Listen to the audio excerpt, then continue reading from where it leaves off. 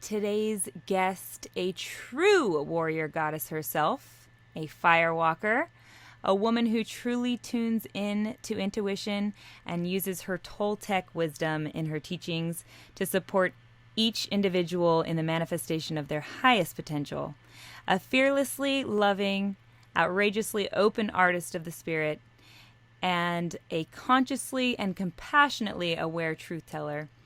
She apprenticed with and taught extensively with Don Miguel Ruiz before founding the Toltec Center of Creative Intent in 2001. Please welcome today's guest, HeatherAsh Amara. Yay! Yay! I'm so happy to have you here. Yeah, so happy to be here with both of you. Thanks for having me on the show. I'm kind of gushing because like a year ago, I was sending your warrior goddess training book to all my girlfriends saying like, you've got to read this. And like even just sending them clips from it. And now I'm getting to talk to you. So I'm super excited. Good. I love that. Yeah. That book in particular was truly such a source of healing for my spirit, and it really unleashed some confidence in my feminine energy as well. And I'm super excited for the 7 Secrets of Healthy, Happy Relationships book that you did with Don Miguel.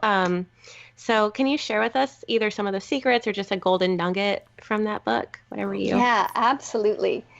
It's been really exciting to work with that book with Don Miguel Jr. And what we talk about is that the 7 secrets aren't really secret. They're things that all of us know, but we often don't bring up to the forefront. Mm-hmm.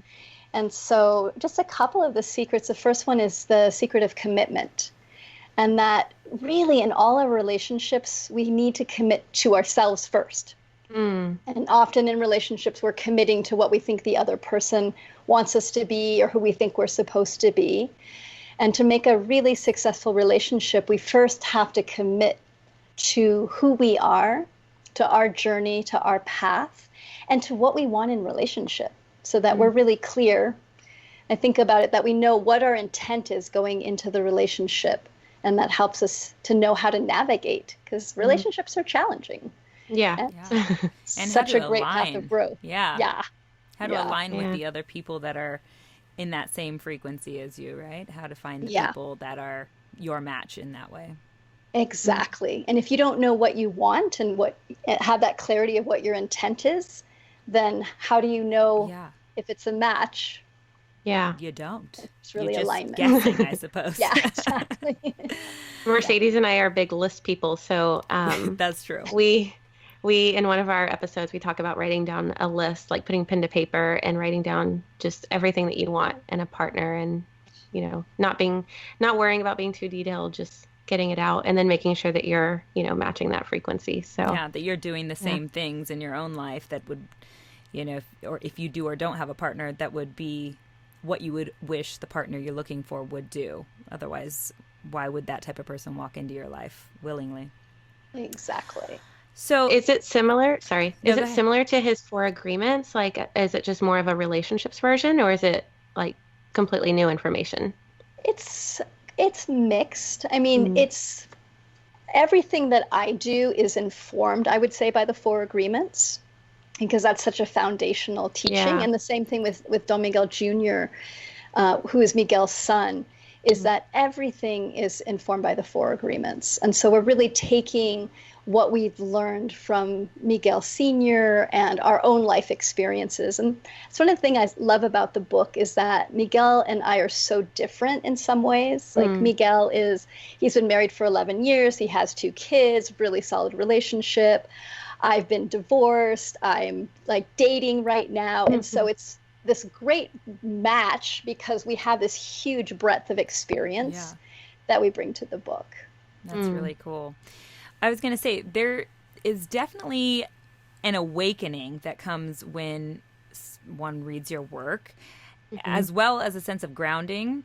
So what I want to know from you is, what do you do in your life to continue having that type of an awakening that can come from like a really good book or hearing someone's story?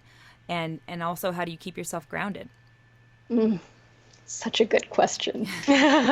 Because life is so ungrounding, right? Yes. All the things that we have to do. I have a really strong practice in the mornings that I do of visualize. It's a physical grounding practice of visualizing putting roots down into the ground and calling that energy up from the earth and imagining myself as a tree. It's something I've been doing for literally probably 35 years. I love that. Yeah, it's super simple, but our imagination is incredibly powerful. Yes. And as humans, a lot of us is electricity, a lot of us is energy. We're not just this physical body, and it's really easy for our energy body to get out of balance. I used to live in a house that wasn't grounded, didn't have a grounding for the electricity, and like things would blow up, the light bulbs would blow up, the stove blew up one day.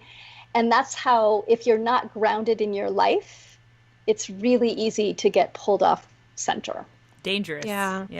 So and dangerous for you and both cases. Yeah. Exactly. I visualize a grounding cord every morning, and I visualize a grounding cord on my apartment and my car and even my TV, like all of those things. But I still struggle so much with grounding, and I was recently told that it's my third chakra that resists it, which was such an interesting thing to find out about myself. I'm still trying to figure that out. I know that's our solar plexus, but you would think that it's just such an interesting thing to, when you're like striving for grounding and you're doing all that visionary work, to like hear from an intuitive person that you're resisting it. So I'm figuring that out. And I think sometimes we resist being in the present. A lot of the reasons for most of us that we live in the past or we live in the future, that we're not grounded in the present, is that we have emotional content that we don't know what to do with. So emotional content from our past. And so there's a tendency to exit, to use addictions or to distract ourselves, or like my favorite is to clean the house. And we can use anything to get ourselves out of the present or get ourselves out of the emotion. And sometimes our safety mechanisms are like, okay, you're not ready to handle this, let's exit. And then there's also, I think, other reasons as well, of that the weight of the past sometimes that we carry that just drags us backwards. And learning how to gracefully and lovingly pull our resistance forward, like not try to force, but to invite ourselves. Yeah, I remember reading in your book about that, and I definitely related mostly to the distracting to take myself out of the present. So I definitely have been working on that ever since I read that. I'm a busybody myself. I'll do the same thing. I'll be just stuck in work, work, and not really spending any time focusing on what really needs to be worked on. Yeah. So easy to do that. Yeah. So easy. Another thing that I really related to in the Warrior Goddess training was the Toltec archetypes, the maiden, the mother, and the crone, because with our careers, I feel like I fully embraced the maiden, and then now having toddlers, I feel like I'm just completely wrapped up in the mother. But I don't feel like I've focused on fully embracing the crone. Can you give our listeners a brief explanation of those archetypes and then maybe a tip for how to embrace the crone? Yeah, absolutely.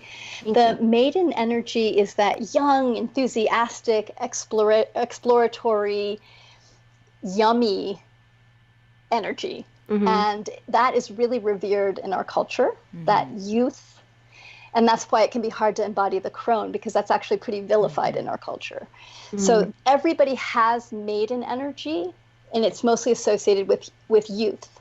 But we want to all have that energy and pull it through our entire lives, no matter how old we are, because it's the enthusiasm. Yeah. And the mother energy is not just about biological children, but obviously it can be, but it's also about that when we mature and we start looking at, what do I want to create? What legacy do I want to leave? What do I want to birth and nurture? So the mother archetype, that energy is around service, nourishing, growing something, whether that's a child or whether that's a business or your spiritual path. And again, no matter what age you are, it's really helpful to pull that mother energy in. And I think especially for women, we want to learn how to mother ourselves better. Most of us are not in a good relationship with the mother archetype in relationship to ourselves, because we're often punishing ourselves, comparing ourselves, judging ourselves, and calling that mothering, and it's not. Mm-hmm. And then the third archetype, the crone, is deep wisdom. It's having lived a full life and having learned all the lessons of life and made the mistakes, and dropping into stillness, not trying to fix, staying steady in yourself and really merged in your connection to life, and staying silent until the information needs to come through, is how I think about it. That deep, deep wisdom. And to embody the crone energy can be really challenging, because again, often as women, the modeling that we get, or what we're told, or what we see, especially in media, is that we don't want to be older. Like, older women are not often supported very much. And so how I explore this in myself is I'm constantly looking at the faces and the bodies and the experience of older women. And I constantly look in the mirror and I'm like, oh, look, I've got another wrinkle. How awesome. Aww. I'm getting gray hair. Cool. Yeah. Because to rewire that's beauty, that there's beauty in the elderhood, and that the more that we revere our elders and know that we're all stepping into becoming elders over time. And how can we be good elders? How can we be good ancestors? Yeah. Know that we're stepping closer to that veil.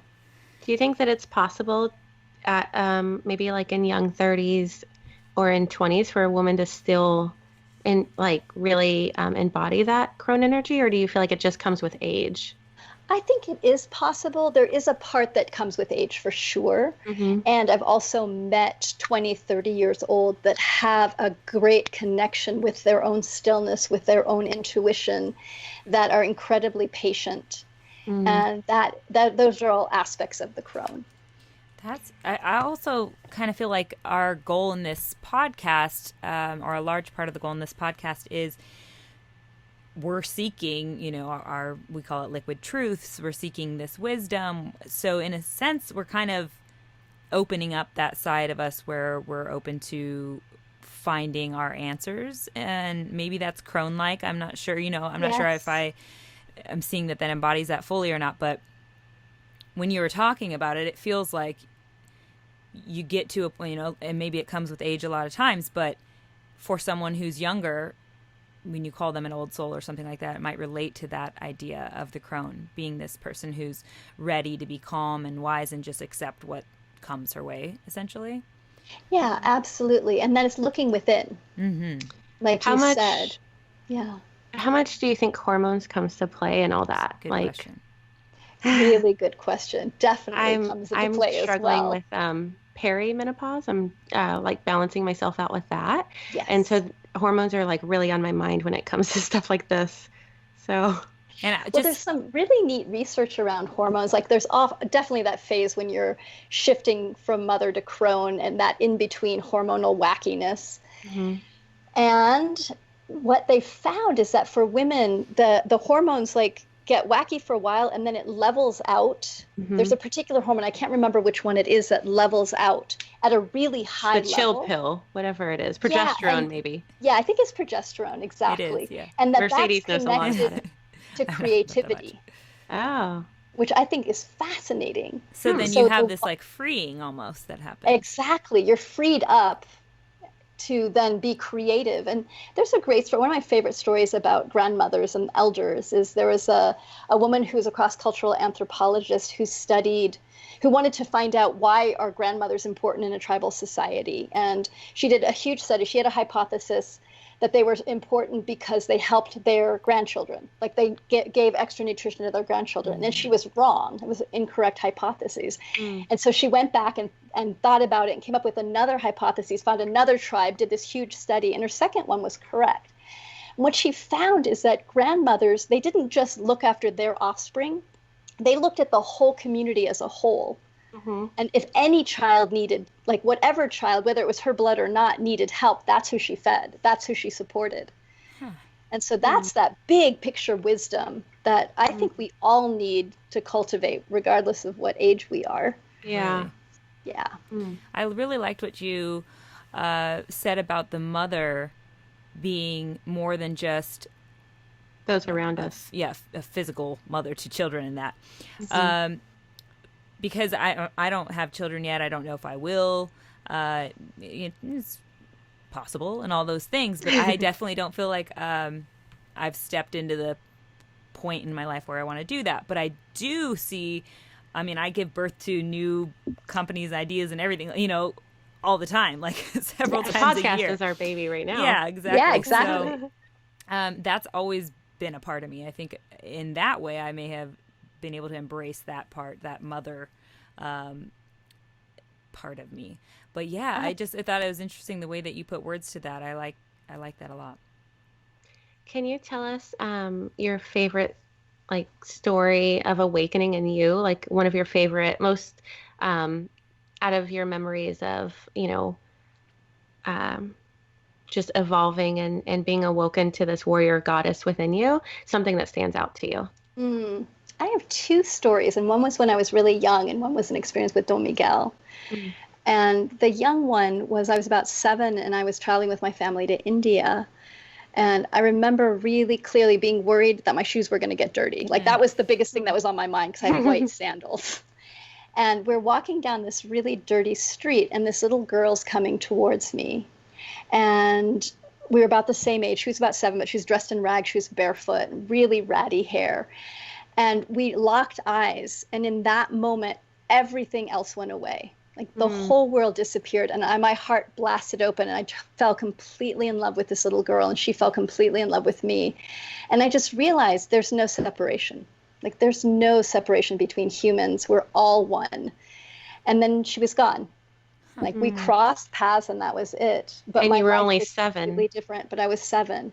Wow. And then I forgot about that pretty quickly afterwards. And it wasn't until about 10 years ago that I pulled that memory back and was like, wow, no wonder I've been on a spiritual path. Yeah, because I got a taste of what's possible. Wow. So that was a beautiful moment. And the other one with Don Miguel, we were in Peru, and this was such a hard situation for me. My friend Ginny saw my potential, but she also saw the places where I was in ego, where I had this image of myself as a teacher. And so she put me in silence, and she said to Miguel, I'm putting HeatherAsh in silence, and I want you to work with her. And so I'm in silence and was struggling with that of like for 5 days I was in silence while everybody else is talking, and I just didn't understand what was going on.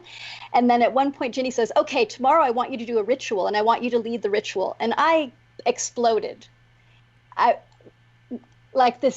was like, what do you mean? You put me in silence and now you want me to do ritual and you're just jerking me around. I mean, I just lost it. And I went climbing up. We were up at Machu Picchu, and I went climbing up Huayna Picchu, which is a huge peak, and it's raining. Yeah. And I'm stomping up, like hating everyone, and nobody understands me, and I'm stomping up the hill. And I realized I couldn't hold my anger and my outrage and my sense of injustice and hike. I couldn't do both. There was no way. I was going to fall off the mountain. And I had to let it go. And something in me I just surrendered. I was like, I don't know what's going on, but it doesn't matter. I'm fine. Everything's fine. And when I came back down later, I found the group. And I literally hiked down the mountain and ran into the group immediately. And they were in some tucked a little place, but I knew exactly where they were. Wow. And Miguel just opens his arms to me and like pulled me in. And that was a moment of like huge resistance and just the willingness to stay with myself through the resistance to get to the surrender and the faith and the trust that there was something larger at work that was helping me to get back to my authenticity. It was really an incredible moment. I love that. I always say everything I let go of has claw marks on it, because I have a hard time letting go of what doesn't serve me sometimes. I think it's going to be graceful, and it's going to be so easy to open into love and into acceptance. And we're like, no, go. I was gonna ask that, to your point of, you had to go sit in silence and be at this retreat. I guess you're calling it a retreat, for 5 days or whatever it was. And you're an author, so you obviously use words as a way of communication, and maybe even as a love language. I don't know, but do you think that the silence is what, like, not feeling love from others, not be able to express your love, is that what brought up all the anger in you? Or Definitely a piece of it, not feeling included. And also feeling, for me, it was this outrage of basically being told what to do. Yeah. Not being the teacher that you Not being the teacher. Exactly. Wow. Yeah. It was such a good lesson. Have you since then done any silent retreats where you were successful? Yes. I actually went into silence for 40 days. Oh, wow. Wow. Yeah. I did 30 in Brazil, in Garapaba Village, but every Friday night we were able to talk during a Little documentary. breaks. But still, even on the third week, sometimes I'd walk into breakfast and I'd be like, morning, and no one would say anything to me. I'd be like, God, what is up with everybody? And they'd be like, oh, shoot. So it's definitely hard for me. How was 40 days? It was amazing, and it was hellacious. I'm just plugging my computer in. Oh, yeah. The first 3 weeks were incredibly difficult because I was still engaged in the world. So I had a whiteboard and I would write things down. And what happened for me is probably I went into the silence so, what's the right word? Innocent. Okay. I just thought, this is going to be wonderful. I'm going to hear the voice of God. I'm going to have such an amazing time. That's how I felt at first. Oops. Oh gosh. So I'm driving to work one day and I hear this voice, and the voice is saying, oh my God, you're late for work and you're doing this silence and he's going to be so mad at you and you're probably going to get fired. And if you get fired, you're going to lose your house and then you're going to be homeless and you're going to be sleeping on his house and love you. And this voice. And then the pictures came up and I had this vision of going up the cliff and dying and the car blowing up. And my mind was like, no. And it rewound it and it threw me off the cliff again. But this time I fell off partway and bleeded slowly to death on the side of the cliff. And what scared me, what really got my attention was I recognized that voice was always there. I had just never seen it before. I started calling it disaster mind. And I think most of us have pretty well-developed disaster judgment minds where we're looking at the past, at what went wrong, and judging ourselves. We're afraid of recreating it, or looking at the future and being anxious about what could happen. Yeah. And so that was my work then, was like to bring my mind into the present over and over and over again. And it took me like another 2 weeks probably. I was in silence for about 45 days. And so overall. I guess what I want to ask is, do you find that you write better in a situation like that, or does a lot of what you write about come from those moments? It's mixed. It's a great question. I need a lot of silence in my life now, and that wasn't true before I did that particular silence and just being on my spiritual path. So I love the combo. Like I'm a Libra, so I'm like, I want to be in the middle of the woods and nobody knows where I am, or I want to be in New York City in the middle of everything. So both work. Yeah. And I need a lot of stimulation sometimes, and sometimes I need absolute stillness. And what do you think? Why is it now that you want more silence than before? Or is it? I know I need silence sometimes because I just need less stimulation. I don't know. Is that the same for you? Is that what you're seeking out, or does it just feel better so you want to stay in that space longer? Both. I'd say there's definitely... It feels good. Yeah. Less stimulation, and it gives me the opportunity to integrate. And also it allows me to open up and get out of my own way with my writing. It's to also really get out, let spirit come through, let the words come through. Yeah. Be open. I feel like it's also when you can like tune into your intuition more and like really feel what your gut is telling you. And I know you talk a lot about that in your book, but for our listeners, can you kind of talk about how to differentiate intuition from just the fear in your own head and all the other voices we may battle with? Yes. What I found is learning to listen to our intuition takes a willingness to be wrong and to look back. And that intuition has a particular feeling, a particular flavor in the body, and that every person has to figure out what that is. And when we're coming from fear, what I've noticed is often when we're coming from fear, there's anxiety and judgment, or get the word. Well, I can't find the word. But there's a way that we're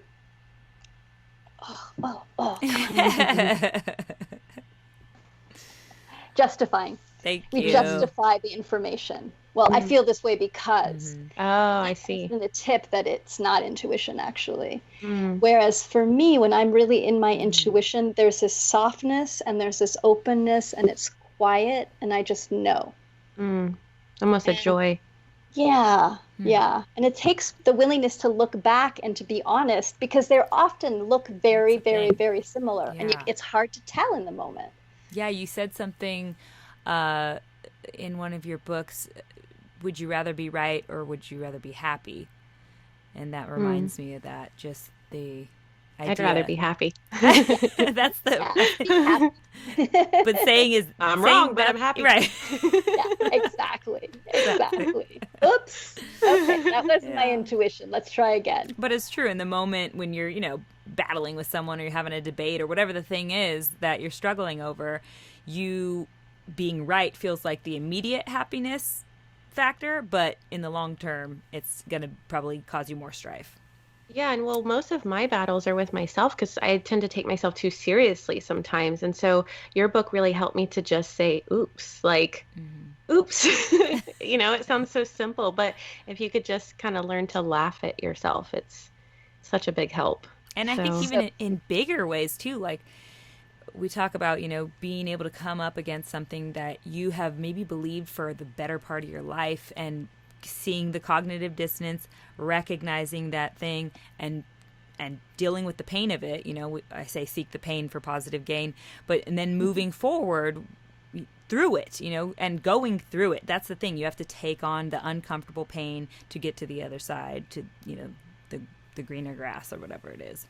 Yeah, absolutely. And we always, my community, we talk about discomfort is the new black. Yeah. Get used to discomfort, because if you want to expand and break the belief systems and get free, and it's so easy to just life, you got to go through the discomfort. There's no other way. It's so easy when you're comfortable too to not want to shake it. But speaking of that too, being such, you said were you've been divorced and now you're dating. Being such an awakened woman, is it almost hard to date? Or has it come easier or has it come harder now? I think it's a mixture. Yeah. And I've been really blessed because for whatever reason in my life right now, a lot of people that have been dear friends or lovers in the past are showing back up again. And I'm like, wow, I get to redo this relationship. Yeah, that's cool. Yeah, which has been really fun. So I think mostly for me with dating, it's about just trusting the process of it and just really reminding myself, just enjoy learning about myself and meeting other people and everyone's our teacher. With what I want. Yeah, everyone's a teacher, and just stay clear with what I want and knowing it'll come in right timing, that there's no rush. Do you ever go back and read your past books to remind yourself of some of the things you wanted to remind yourself of that time? I do. Yeah. Yes. It's great. It's great having written a book and being like, wow. I already wrote my guide. Yeah. That must be really cool. Even when I read my blog from, when I was in my early 20s, I'm always like, she was so much cooler than I am now. I want to be her friend. So it's a good reminder to awaken that part of you again. So yeah. Absolutely. So there are a few questions we like to ask everyone who comes on the show. First off, what advice would you give your 25-year-old self? Mm, love it. I would tell her to not worry about whether people like her or not, and to really take the time to get to know herself and spend time alone and listen to what she loves and have more fun. I was really serious as a 25-year-old. Yeah, What do you I think? love that. What's the process to get there? You know, like if I'm a 25-year-old's listening now, what's her process to do that, to employ that? Or her mantra, yeah. Yeah. To be willing to go towards pleasure and to go towards what she loves. To be willing to explore. I'd say that's I know when I was that age, I just had this feeling that I had to be really serious and figure everything out. And so for serious 25-year-olds, things get figured out eventually. And it's not the mind that's going to figure it out. Like your body wisdom is so amazing. And also giving yourself permission to have pleasure, to play, to dance, to explore, to make really beautiful mistakes.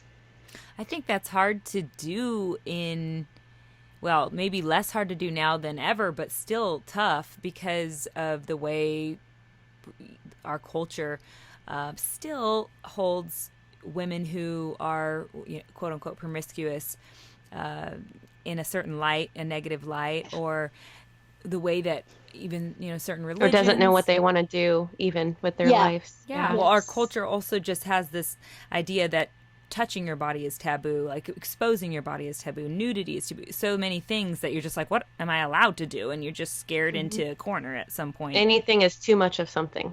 Yeah.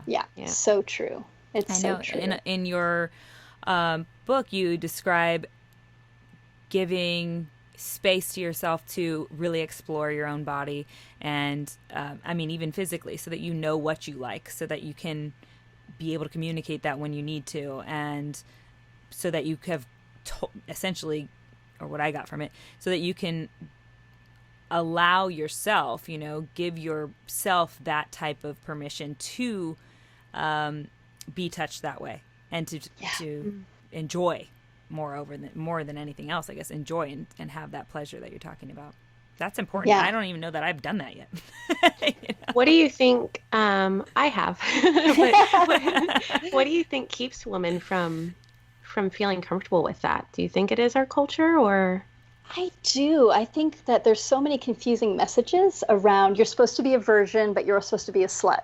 And you're supposed to be sexual, but you're not supposed to be sexual. And there's just there's so many. And then, you're not supposed to be promiscuous. If you're promiscuous, it means a particular thing. And so there's all these rules that contradict, and it gets really confusing. And I know for myself, like I was on a spiritual path for a really long time, and I just decided sexuality is like not spiritual, so that's separate. Yeah, a lot of people think that. Yeah.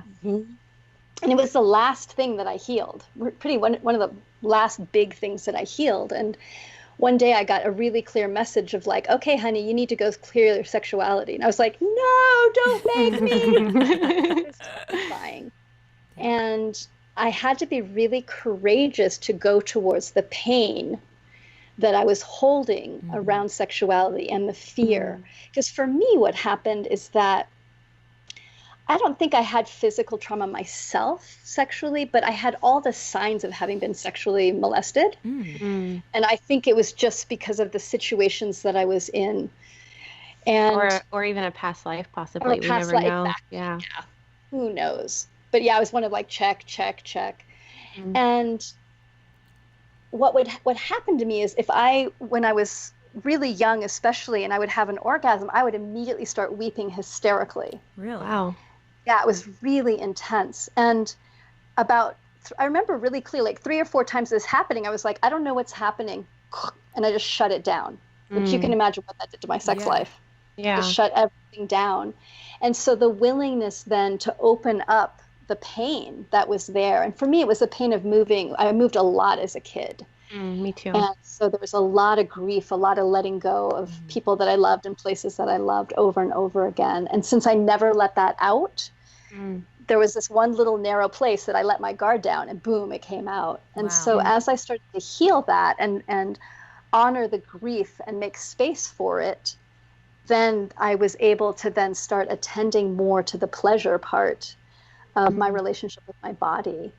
And I think we're just scared that if we allow ourselves pleasure, that we're being selfish. I think that's the word right that's there. another part.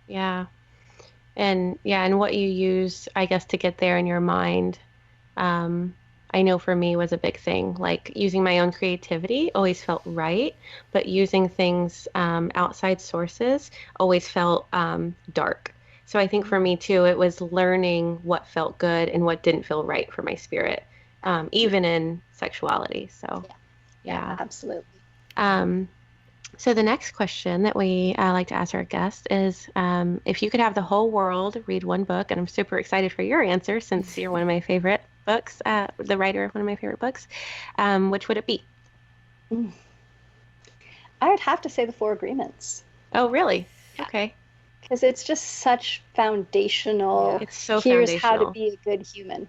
It sounds so easy and foundational, but it's still, the one that gets me is not taking things personally. It's still so hard for me, especially in relationships. So it's such a challenging one. Yeah. I mean, I have it on my fridge, the Four Agreements, all four of them. And it's I have it as a daily reminder, and it's like, oops. And what I remind people about something like anything that's a new code of conduct that we're taking on is that what we're doing is setting intent and saying, okay, I never want to take anything personally again. Right. But the truth is, the moment you set intent, I want to love more, whatever it is, what happens is the universe is like, yay, like here's all the support and guidance and synchronicity. And here's the challenge. And it also says, and here's all the obstacles. Yeah. So you're going to start seeing all the places you take things personally. You got to earn it. Right? And so instead of beating yourself up, like I should be not taking this personally, to just go, and here's where I need to work. Here's my cleaning. Yeah, it's funny because I ask for patience all the time, and I have 2 toddlers that throw a lot of fits.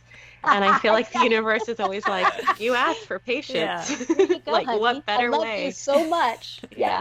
It is. Yeah, I felt that recently. I was laughing. I'm like, I'm getting a PhD in letting go. Yeah. Some of the situations in my life, I'm like, really? But I asked to love, so here you go. Love through this, honey. Yeah. I love that. That's such a good, it's such a amazing practice though. I mean, that's life, just that up and down and being able to navigate through all those, the good and bad and the light and the dark. So it's more fun when you're aware of it rather than imagine if you weren't aware and all of this stuff was happening and you didn't even see a purpose. That's what I mean. Like knowing the knowing of the base knowledge of knowing, I'm going to have to go through this to get to the other side makes it, first of all, even at all takes the overwhelm away. It makes it doable. It makes it something you feel like you can actually accomplish then. And then that there's something worthwhile on the other end, right? Yeah. Mm-hmm. Yeah, and I always remind myself when things start happening in my life that are challenging, I'll ask, hi, sweetie, okay, what was your intent? Yeah. Because I know I put this into motion to learn. So that helps bring the power back. That's nice, taking responsibility for creating your own reality. Yes. Yeah. I think we fall into, like you talk about, the I call it the pity party, but we pity ourselves or we feel bad for ourselves, play the victim, and then we get lost. Basically, we get lost in that. But we can turn to your books for guidance. There's all kinds of nuggets in there. So our other question is, if you could whisper one phrase to everyone on the planet, what would it be? Sweetheart, you are enough exactly the way you are. I like that. You do. I wonder how many people would believe it. Whisper it. Yeah, exactly. How many people? I think we'd have to say it a lot of times before people would believe it. Yeah. Do you feel? Do you feel like now in your life you always feel enough? You've reached that. Most of the time. Yeah, I'd say probably 90% of the time. Mm. What I've noticed if I'm stretching, if I'm doing something big in my life, like I'm writing a book that for me feels like the book I'm here to write. And what I've been noticing is I feel really insecure right now. Mm. And it's because I'm not writing it. Once I start writing it, I'll be fine. But I'm in that place of like, what if I can't do it? So they say that's when you know you're a real writer, is when you have those feelings. Yeah. So. I think we know she's a real writer at this point in the game. Very gifted, yeah. So I just had to love myself through it. It's like, you're fine, sweetie. Yeah. Keep going. I love that. Is there anything that you're still longing for in your life? Gosh, my life is so good. Yeah? Yeah. That's an awesome thing to feel. Really, my life is so good. Yeah. I love can't think that. of anything right now. I love that. Yeah. Yeah. I'm looking forward to saying that. I know. Wait till your toddlers are a little bit older. Right. You're not chasing them around the house. Yeah. So, one last question for you. Where can people find you on social media? And where can they pick up a copy of your new book, The 7 Secrets to Happy, Healthy Relationships? My website is HeatherAshAmara.com, and Facebook is HeatherAsh.Amara. Instagram, Heather Ash, and the book is available. It's available at independent bookstores and on any online distributor. So. Awesome. I'm excited. I'm I excited know. for it to get to my door. Awesome. Thank you Is Heather so Ash much. your This birth is amazing. name? Sorry. No, go ahead. Is Heather Ash your birth name? My birth name's question. Heather. And then when I started fire walking about 30 years ago, people started calling me Ash. That was my nickname. Mm. And so I decided about 15 years ago to bring them together. So I'm glad you asked that. I was wondering. It's interesting. My little sister's name is Tara Star, spelled Terra. But no, I mean, either people call her Tara or people call her Star, but her whole name is Tara Star, and it's 2 words. It's 2 separate words. yeah, So it's very... it's a challenge when you've got a double name. People don't get it. So. Yeah. I started doing that. I'm like, just call me Ash. Yeah. Like all my friends call me Ash. Just call me Ash. Yeah. Ash is a cool name. It sounds like short for Ashley, though. I know. When you say the fire walking, it's like, ooh, that sounds nice. I want to come up with a new name for myself soon. Yeah. We'll figure it out. Oh, beautiful. Well, thank you so much. I'm so stoked that we got to do this. Me too. It's so great to meet both of you, and just blessings on your show and all that you're doing in your world and all the people that you're touching with it. It's really exciting. Thank you so much. Thank And you. good luck with your new book. You won't need it. It's going to be amazing. We I already am know. super excited for that one. Good. since you Me said too. that's And what Jade, you're I'm going to be in Austin doing a fire walk in a weekend, December 7th through the 9th. So if you can get away from the kids and you want to come, even just do the fire walk. Yeah. And do that's you know almost your where birthday. you're having it? It's at, can't remember which hotel. It's one of the hotels in kind of central Austin. I think it's not north. But yeah, send me your email address and I'll send it to you. And I'll be in Los Angeles at some point, Mercedes. Yay. So, Yeah. yay. So I'll let I have you a know. bunch of friends that would be totally into that. That's really cool. Yeah, I'll send it to Serena. I have her email address, so I'll send it to her, and then Okay, great. cool. Yeah, and she can send you the info. And Thank you so much. Thank you so much, Well, Heather Ash. It's sweetheart, been you amazing. two are such bright lights, and I just so appreciate you. Thank Oh, you. thank Thanks you. for saying that. Thank you. Such a compliment coming from you. We're very honored. So I guess when you hit stop, if you're doing a WeTransfer, you just can't close your computer until it says 100%. We always forget to tell people that. Yes. So, Let yeah. me just save it while we're talking. Yeah, Save project as. WAV file. Or you have, it should be a file export WAV. Oh, that's right. Okay. Yeah. Do you live in Sedona? I don't. I am between Woodstock, New York, and Santa Fe right now. I just bought an Airstream, so I'm on the road. Oh, cool. Oh, wow. Congrats. That's cool. I Yeah. love Santa Fe. It's so beautiful there. Me Me too. too. Santa Yeah. Fe, yeah. Yeah, I just bought land. I just bought 180 acres of land. Out there? Wow. Just There's something center. interesting about Arizona and New Mexico. There's something interesting about the energy when you're there that I can't pinpoint. It just feels like holy land or something. I don't know. So beautiful. I don't know if it's because it's like less developed than a lot of states. I mean, hopefully it stays that Yeah.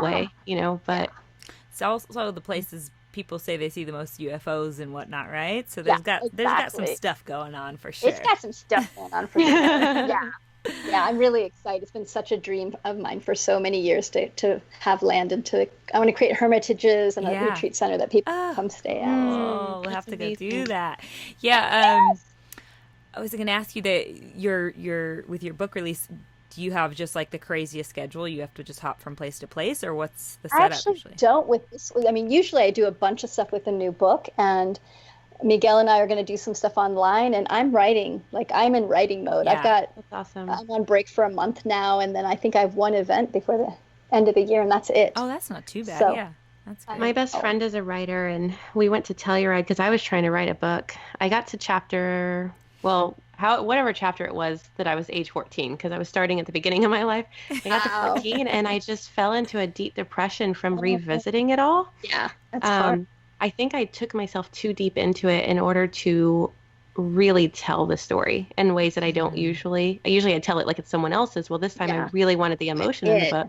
Yeah. And I fell into such a deep depression, and I still have, all of that writing. I just haven't picked it back up because my life has completely changed, my freedom of time and stuff. But yeah, I know Tom, when we would go write together, though, he would get in his writing space, and it was just so unique to watch, that magic happen. So Yeah, I'm excited to go in. I wrote the first rough draft, and I taught for 3 weeks, and I'm about to go back in. So this is like the last thing. Actually, you guys are the last thing, and then I'm diving you in. off, girl. I'm so glad I emailed when I did then. Yeah.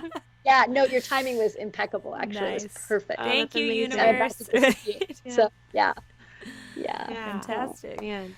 Thank you Thank so you so much. much. So just You're the so only other instruction is just whenever you pull through WeTransfer, just keep your laptop open until it goes through, because otherwise All the it'll way through. shut it down. Yeah. Yes, that. Okay, Yeah. good. Thank you All so right, much. and I have it plugged in. All right, sweet ones. Take good care. All right. Thanks, Thanks so love much. Heather you. Ash. Bye. Bye. Blessings on everything you do. Thank you. Bye. Okay. We made it. You can breathe. I know. I haven't taken a breath in 45 minutes. She stayed on a little longer, no? Yeah. I was trying to Yeah. seek out questions. I was like, okay, she's going fast on these. We need to add some. I know that first one, I thought she was going to take a long time. And she was done in like a minute. I was like, Yeah. I was like, I wrote some scribbles down. What do these mean? What do tell these us mean? more. Yeah. Tell us more. What if we just started doing that? Continue. Tell us more. Well, they say silence is your biggest tool in conversation. Like if you just, Well, because then people are thinking about what was just said. no, I mean, too. if you just stop, if you just don't talk and you let the silence set in, they feel they have to talk more. So then they will. Oh. Yeah. It's hard though when there's 3 of us, but with 2 people, you can basically just not say anything and let the dead space trigger them to talk more. If it sounds weird later, we can cut that out. But Yeah. Well, what'd you think? I feel like I'm going to like it when I listen back to it. Wait, yeah, what? I hope people find it interesting. Well, I don't think that many men will, but I think it'll be great for our female listeners, because we haven't done an episode just for them yet, and I feel like it's important to build that part of the tribe because we don't have that, So I feel like that's good. But also, like when I hung up with Jess's call, I was like, God, that wasn't good. And then when I listened back to it, I was like, oh, this is actually entertaining and interesting for some people, So I don't know. We'll see. It's hard to know. Like it's just hard to know. I know, it really 'cause is. the vibe of it. So, also, it's a weird thing too. It's like, when you have an organic conversation with someone, like you've just met them, and so you're having this conversation. I think also we're used to people being interested in us because we're female and we're pretty or whatever.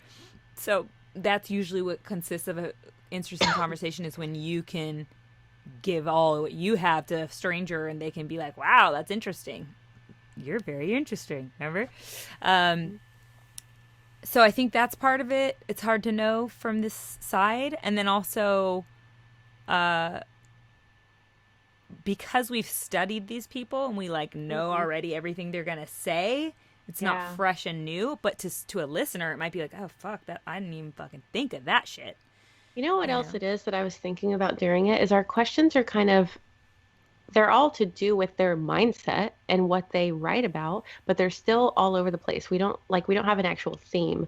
So like with Paul, we're probably going to have, it's kind of a theme, but with her, it wasn't so much a theme. And like, if we were to, we'd have to be really experienced, I think, when we're able to do this. But if we were to just have a theme and like kind of how that John Wyland on Almost 30, they just kind of asked them a question and like went in conversation there instead of asking on different avenues. Yeah, you know? I think that's, I don't know though, then do you get stuck in one zone that's not fun? Like it's like, okay, let's move on to the next subject. Because this way we kind of get pieces of her because we're trying to get as much as we can of what you would experience in her books and that, because we know what she has to Honestly, I give. won't know until I listen back to it. Yeah, and even then, it's still not new information to us. Like, it's someone else has to hear it and go, wow, I fucking learned so much and gained so much. I'm passing this on to my friends and family, you know? I think people are going to feel good when they hear it. Even if they weren't like, wow, I learned so much, I think they're going to feel good because it's truth, you know? Yeah. I hope they just found some, like when she was talking about the mother maiden crone, I learned something new and that made me excited. So then I asked her a question off of that specific thing. I know. I wish that she would have gone even longer on that. But the thing is, you can only do so much. Like, she's probably practiced this a lot of places, so I think she's experiencing it. You can only give so much to someone who, because you got to think, okay, who are the people I'm speaking to? Not me and you, but to our audience. Our audience may be someone who's never read her books or know anything about her. So you can just give them enough to make them understand. Like, you don't want to go too deep into something because it takes a whole book to explain it. That's why she wrote those. But if you can give like the basics that make you go, that is a good point, and that's interesting enough that I'm going to go buy the book, that's her job, essentially. Yeah. I wonder when she stopped her recording, because I liked her saying, like, y'all are such a light. Y'all were my last thing before I got off into writing. She said that before, and then she said it again later, so I think we got it both. Or we got it the first time. Yeah. She stopped it, though, but before that, second time. But that's sweet of her. Yeah. That's super sweet. Well, you want to do the intro and then our magic tricks? Yes. You still have all your recording going on, right? Yeah. I never stopped it. Did you stop yours? No, I didn't do it. Okay. All right. So then. I might give her intro one more time, too, just in case. Yeah, I would. Yeah. It's the first thing I said, so if, you know.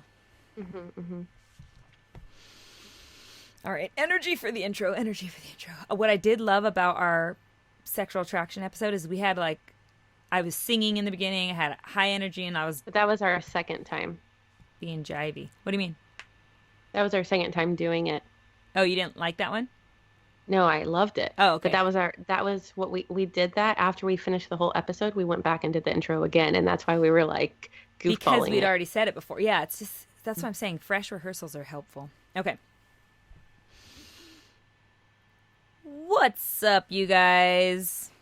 How are all our boys and babes doing out there? Want to welcome y'all to the Magic Hour.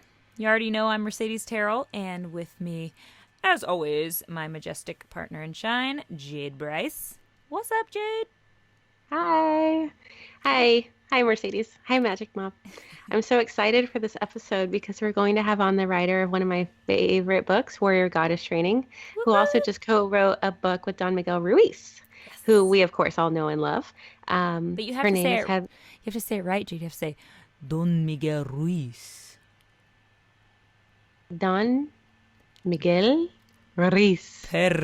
Perfect. Her name is HeatherAsh Amara, and I have already learned so much from her. So I'm extremely honored to be able to talk with her, and I know our listeners are really going to benefit from this episode. Yes, I know I am. Shoot, cannot wait. Just so you guys know, HeatherAsh Amara's book is the #1 best-selling book for women. Come on, y'all. Very empowering stuff, okay? And after our interview with her, we will be leaving you guys with a magic trick to use this week, as always. Yeah. Jade, I was going to ask you, though, what was your biggest takeaway from Heather Ash's book, the one you mentioned? It's hard to say the biggest because there were just so many. I listened to this book off and on for a year. It just, I felt so drawn to it. And I would say that it was to work with your shadows instead of against them, and having compassion with my mistakes while always being aware of my inner dialogue. Also, to choose love over fear and always send out that love. And then judgment versus discernment, intuition versus fear or desires. Speaking your truth was a big one. That really, really, I feel like that was a big takeaway for me, speaking your truth. I feel like that changed the way that some of my relationships are. Yeah, like I said, it's hard to choose one. But I will say that, I start every podcast. I always do like a 15, 20-minute meditation prior to it and just get in the right space. And I just really felt like the message that even when I first ordered that book and first picked it up, that this podcast interview was already it was already on the books. It was already scheduled, it was just meant to be. That was like the message that I got in my meditation. And it was just so, I was just overwhelmed with gratitude. So it was a really cool feeling. Thinking back to a year, how picking up that book and how I had no clue that here we'd be. I know. Like thinking back on just life even a few weeks ago before we booked this interview, like how we both we're like, well, we're just going to ask a few people that we would like to have on the show just to see what would happen. And lo and behold, here we are, y'all, getting to pass on this true wisdom. Open your ears, people. Open your ears. He's such a light, so. Yes. So, without further ado, let me introduce today's guest, a true warrior goddess herself, a firewalker, a woman who truly tunes in to intuition and uses her Toltec wisdom in her teachings to support each individual in the manifestation of their highest potential, a fearlessly loving, outrageously open artist of the spirit, a consciously and compassionately aware truth teller. She apprenticed with and taught extensively with Don Miguel Ruiz before founding the Toltec Center of Creative Intent in 2001. Ladies and gentlemen, please welcome today's guest, HeatherAsh Amara. Woo! Yay! All right. Now let's jump to the end. Jump to the end. Jump it. Okay. Okay, go ahead. Wow, that was so amazing. I'm so honored that we had her on the show. I'm looking forward to feedback from everybody because I know that was a lot of info and we were kind of, had a lot of different topics to discuss. But I know that when I hear her message, I just feel good inside because it's the truth, So I'm excited to hear everyone's feedback. Yeah, that shit was legit, y'all. Did you pick up some wisdom? Are you getting into your crone zone? No, that was freaking awesome. And after reading her books and picking her brain, I feel I have some new powers. I'm approaching the precipice. Is that the word? Precipice? No clue. Never heard it. Approaching the edge of diving into. So, wash out world, about to become a warrior goddess. For real. Okay, so can't wait to pick up that book. When did she say it releases? October 22nd? No, it came out October 24th, so it's out. So, you mean no, it's September right now. I'm confused. Mercedes. Oh wait, we're okay. Okay, start over. From where? Say you can't wait to pick up the book. I cannot wait to pick up that book. Wouldn't you say it comes out again? It came out October 24th, and I actually already ordered it. So yeah, I'm excited. Excited for it to get here. Wait, do it one more time where I'm not asking when. Sorry, Adam. Okay. We're the worst. Or maybe I should just do that whole piece again. I don't know. Yeah, that shit was legit, y'all. Hope you guys picked up some little nuggets of knowledge, because I know I did. And I gotta say, especially after reading 3 of her books and now picking her brain on the podcast, I'm ready to step into my warrior goddess. I am on the verge of picking up some superhero tendencies. So watch out, world. Okay. And I cannot wait to pick up her book. Yeah, it came out October 24th. I actually already ordered it. I'm just waiting for it to get here. Nice. Oh, that's me. Sorry, I don't have it highlighted. Nice. Good thinking. So, yes, we do. We have a question from the Magic Mob that seems extremely fitting for this episode. So thank you, Kenya T from Instagram, who asks, if you could have anyone on your podcast, who would it be? Take it away, Jade. Oh, so I have this manifestation list. You know, I love lists. Yes. I have this list right here of the people that I would like, with some affirmations here saying is going to happen. It's going to happen. Yeah. And I don't know if you're watching the video, but HeatherAsh Amara is actually on that list. So I am so excited to put a check mark next to that. Okay.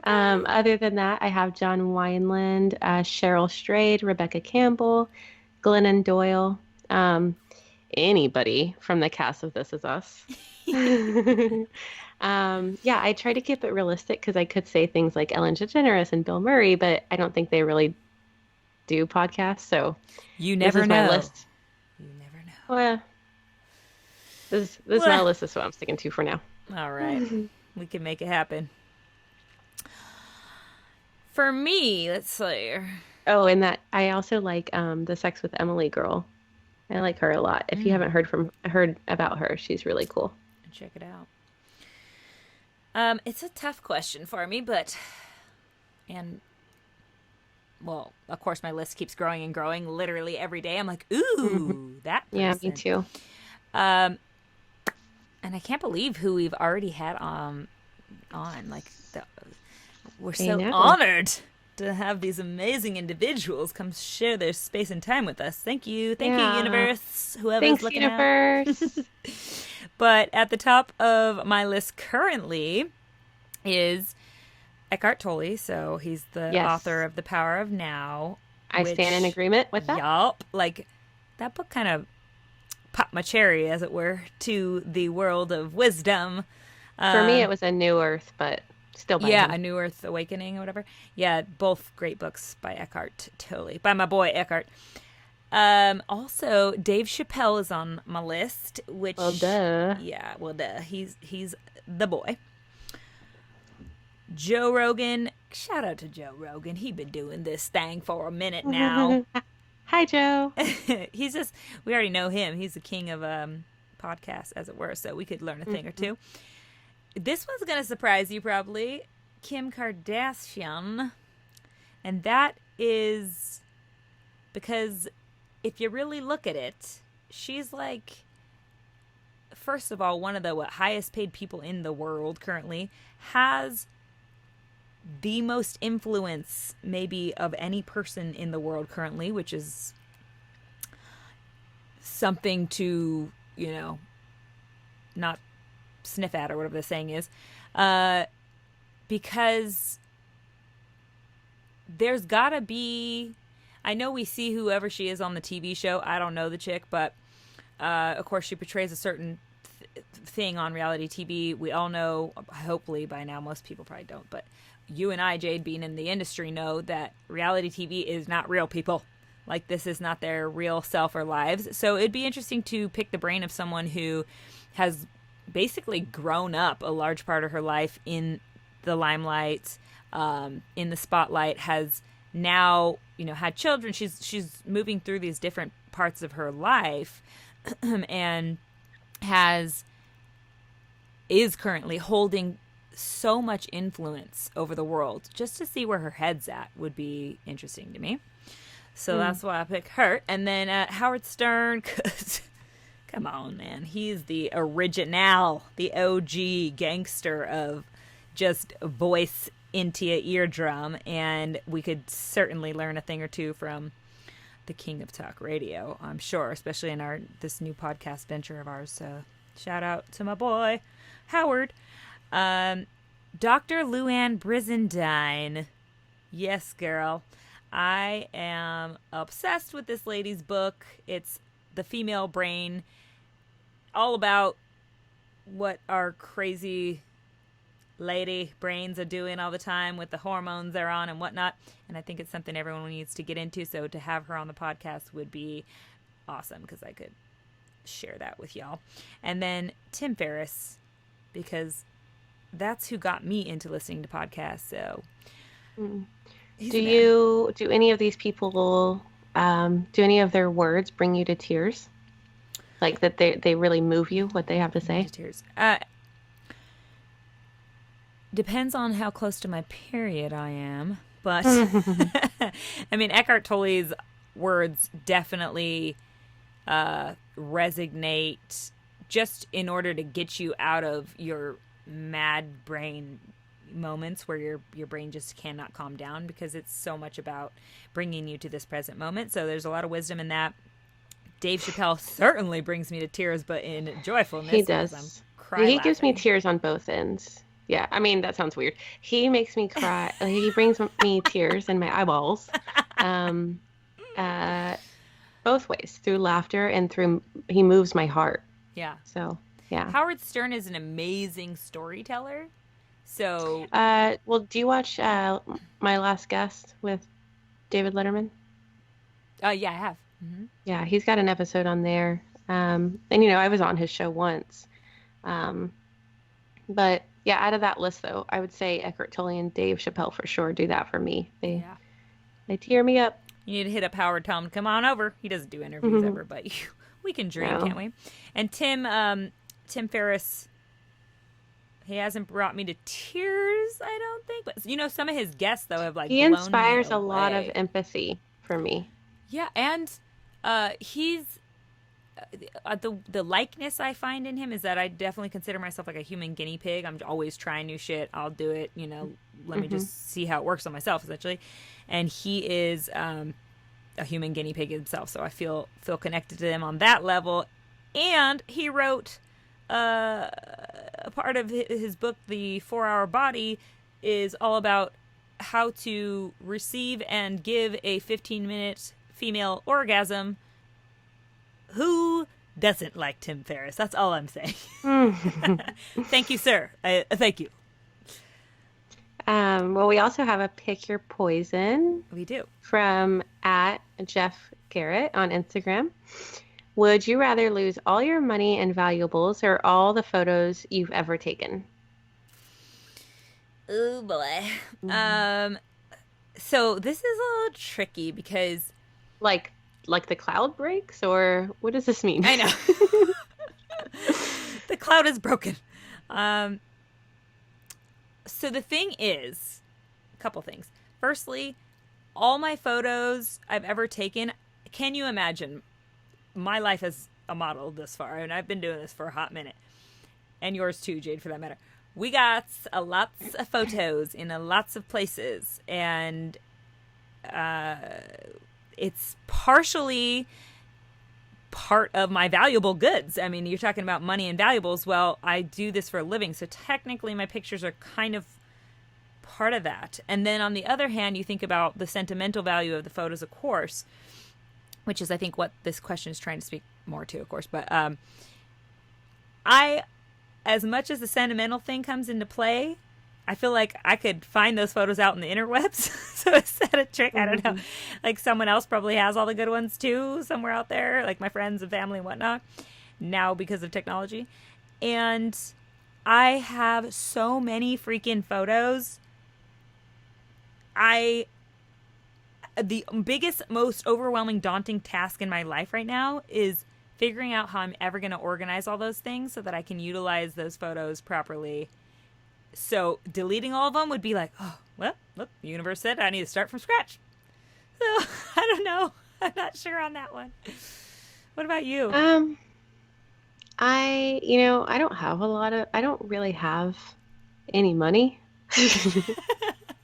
I don't have much money and I don't really have much valuables. But my photos of all my backpacking trips and of my kids growing up and of the day they were born and all that is definitely, that's what's valuable to me. So I'm going to choose losing all my money and valuables because it ain't much.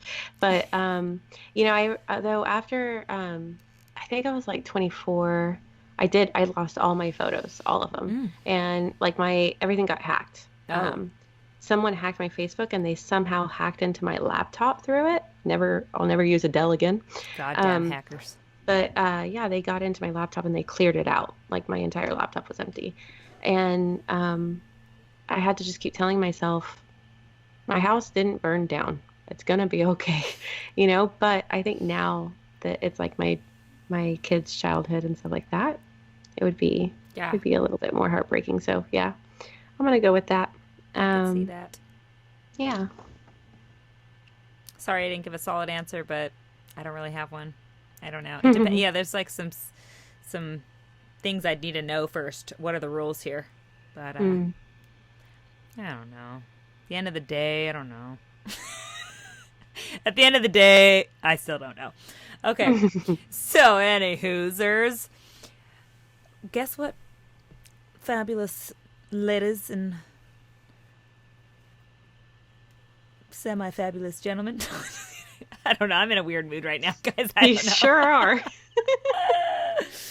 We tape these shows late at night, all right, people? I haven't had my chocolate. I don't know what's going on. Okay. What's a better word for boys and babes or dweebs and...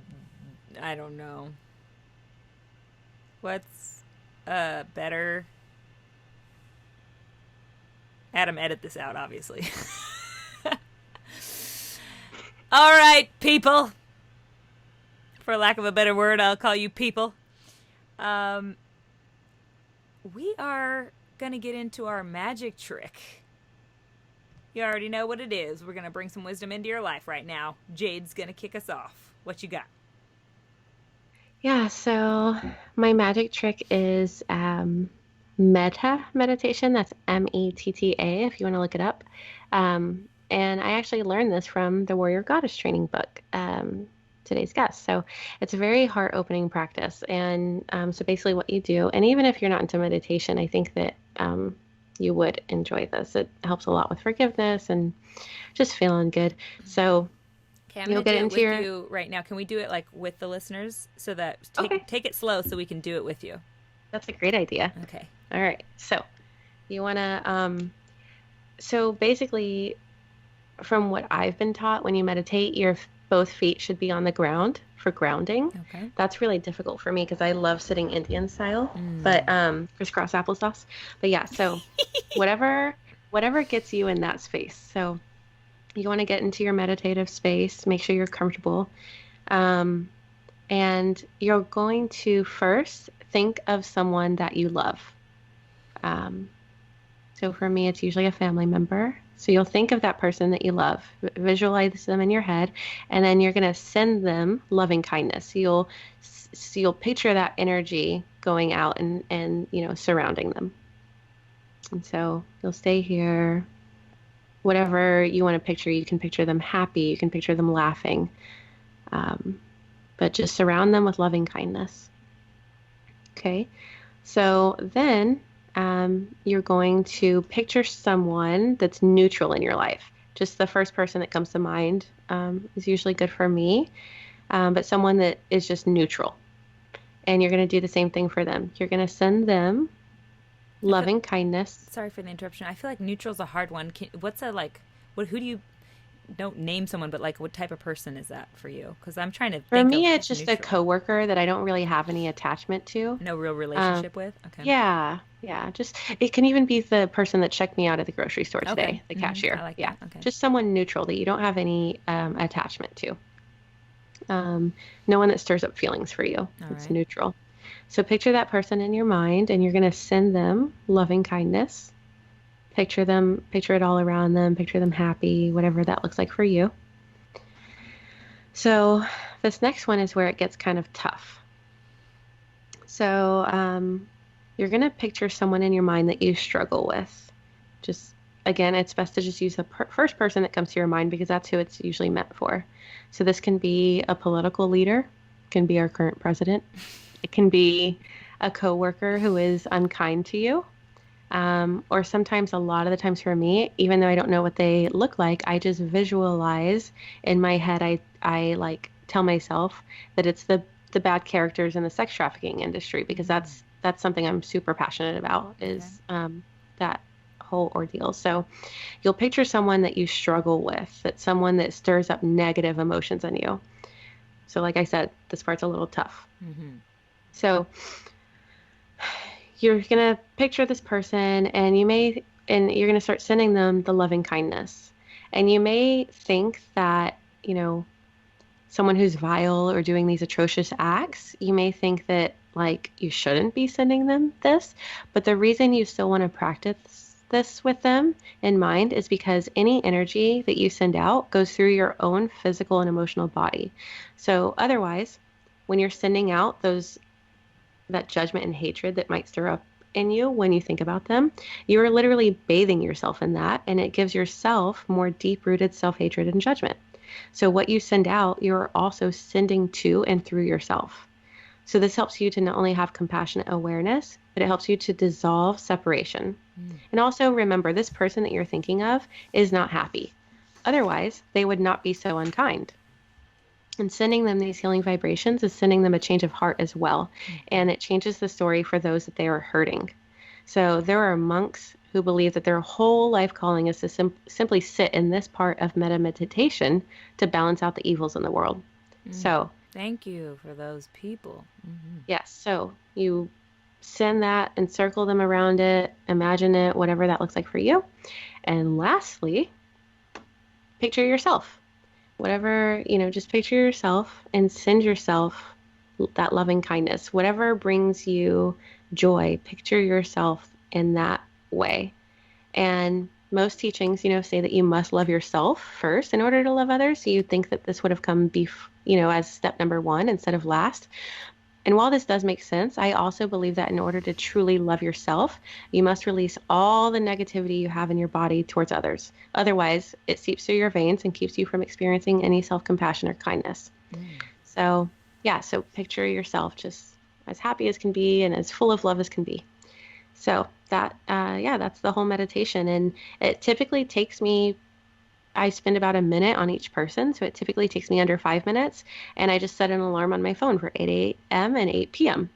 And you can do it mentally from anywhere. You don't have to close your eyes. You don't have to have your feet on the ground. Okay. You can be driving. It's such a good practice to do, and it changes the way that you view people and the way you treat them if you do it ritually. So you will see a difference on the weeks that you're consistent. Yeah, it's just uplifting to think about, loving people generally. And I think that's very healing to think about loving those who have hurt you in the past or who you have some negative stuff around. And I also wanted very to give heart opening. Exactly.